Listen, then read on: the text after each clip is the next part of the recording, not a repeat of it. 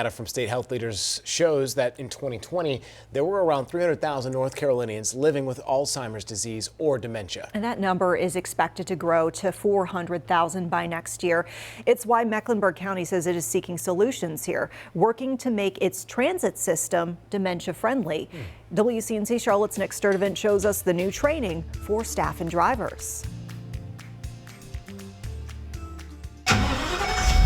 Driving technique. Understanding what it's like to be in a situation where you're dependent on somebody else Comes second to the compassion drivers with the Mecklenburg Transportation System need to do the job.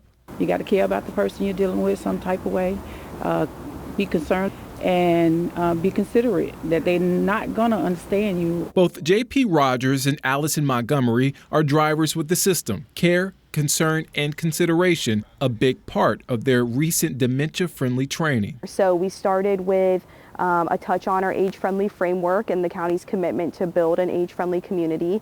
And then we dove into an age sensitivity training. MTS partnered with several organizations that taught drivers and staff how to communicate and support people who have dementia or Alzheimer's. The class taught you how to approach them, how to approach a person with dementia.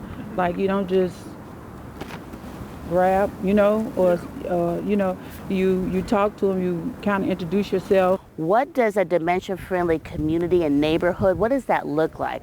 What does it actually look like for you to recognize the signs and the symptoms of Ashley Stevens, the co-chair for Dementia-Friendly Charlotte Mecklenburg, advocates for equitable spaces and services for people living with the disease. Sometimes there's a stigma associated with dementia that, oh, if you have dementia, you're not able to live well. And that is so far from the truth. Because when we think about transportation or housing, any domain, older adults are our fastest growing population.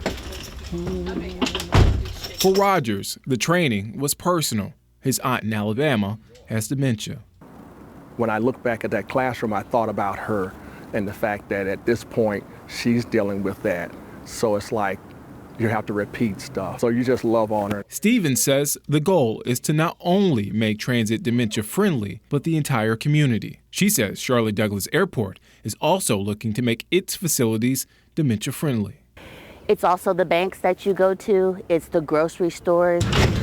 Reporting for WCNC Charlotte, I'm Nick Sturdivant.